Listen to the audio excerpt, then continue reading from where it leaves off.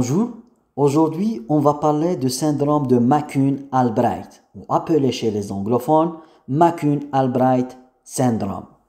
Donc ce syndrome il présente une triade clinique, de sorte que on va voir une puberté précoce, des taches de type café au lait et on va voir une dysplasie fibreuse. Donc pourquoi on va développer cette triade clinique? Et dans ce cas, il faut expliquer la physiopathologie de ce syndrome. Donc, ce syndrome, il est dû à une mutation au sein d'un gène appelé le GNAS.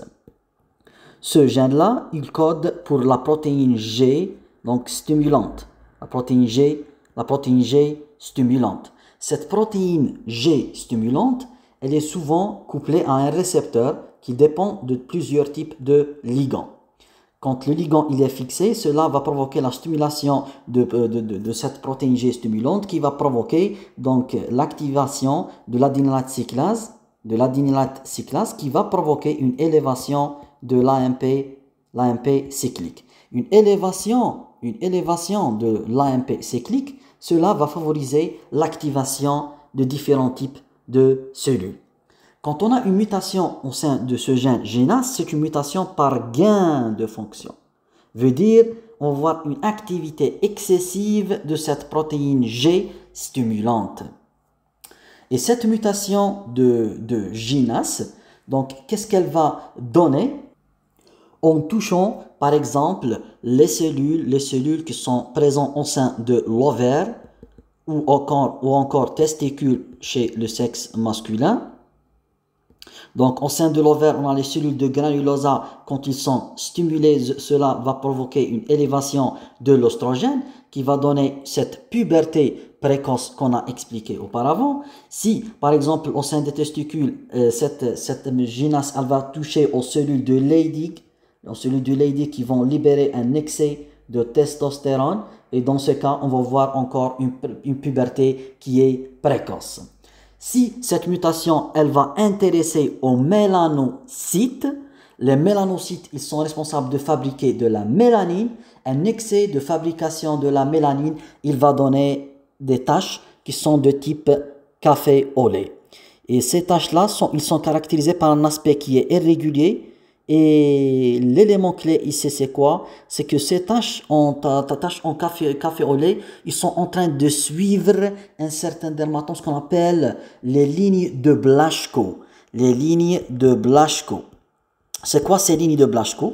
Parce que si on regarde cette photo, on voit que cette zone-là, elle n'est pas touchée par l'aspect en café au lait. Mais cette partie-là, c'est elle qui est touchée par les taches café au lait. Pourquoi? Cela revient aux lignes de Blaschko. C'est que dans l'organisme, donc dans la peau de l'être humain, on a plusieurs lignes de Blaschko qui ne sont pas visibles à l'œil nu. Veut dire quoi ces lignes de Blaschko? Ce sont les lignes qui vont être suivies par les cellules lors du développement embryogénique. Veut dire ce sont comme si des routes à travers desquelles ils vont migrer les kératinocytes, les mélanocytes. Ils vont migrer jusqu'à former une certaine zone de la peau. Donc, si on a par exemple une mutation dans les mélanocytes qui vont migrer vers cette zone-là, on va voir des taches de café au lait qui vont respecter les lignes de Blaschko de cette zone-là. C'est pour cela que ces taches de café au lait sont localisées au sein certaines zones focales au sein de la peau. Par suite, on peut développer une dysplasie fibreuse de l'os. C'est quoi cette dysplasie fibreuse de l'os? La dysplasie fibreuse de l'os, qu'est-ce qu'elle va donner d'abord sur un plan clinique? Elle va donner des fractures pathologiques, ainsi qu'elle peut donner une déformation osseuse. Et cette déformation osseuse, elle peut ressembler aux cannes de berger. Veut dire, elle a un aspect qui ressemble à ce dessin. Voilà, fait comme si l'humérus il commence à avoir cette courbure et cette déformation, ainsi qu'on va voir des fractures pathologiques. Pourquoi on va développer cette dysplasie fibreuse?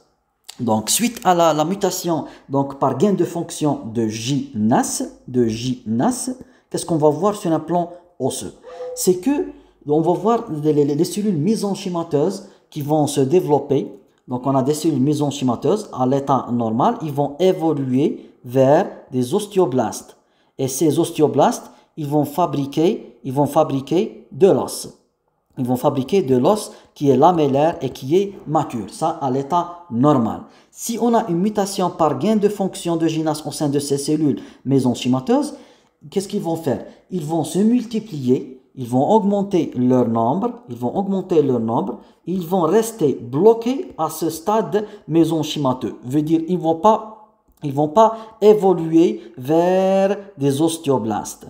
Et ces cellules-là, mésenchymateuses, ils vont fabriquer des bandes, quelques bandes de collagène et ils vont avoir la capacité de fabriquer un os mais qui n'est pas mature. Veut dire ce n'est pas un os qui est lamellaire, qui résiste aux forces de contrainte et qui est entouré par un liseré d'ostéoblastes. Ça c'est l'os normal.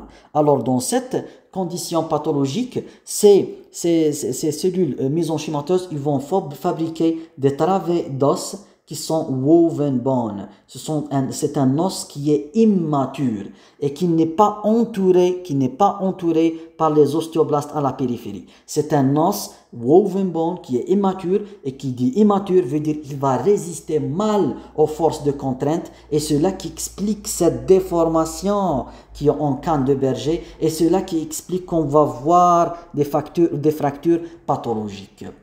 En faisant la radiographie, c'est ça l'aspect qu'on va le trouver. C'est une lésion qui est ostéolytique. L'aspect ostéolytique, c'est cette clarté qui est présente ici. C'est une lésion ostéolytique.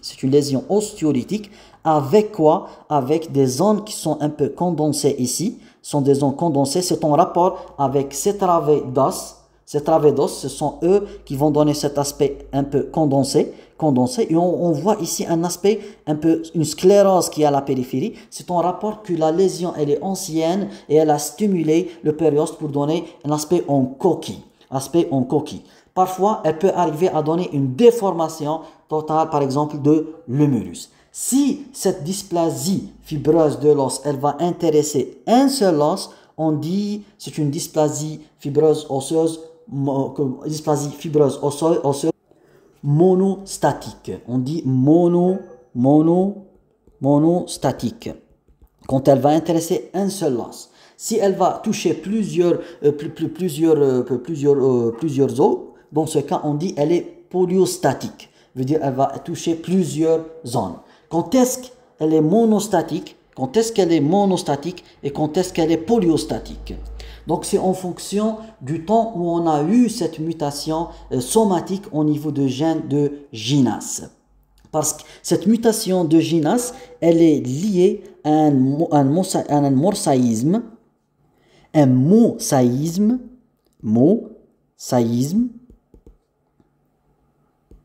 veut dire quoi ce mosaïsme? Veut dire elle va toucher certaines cellules. Elle ne va pas toucher toutes les cellules de l'organisme. Et cela revient en fonction du temps de la mutation. De sorte que la mutation, se fait en post-fécondation. Veut dire après qu'on a formé le zygote.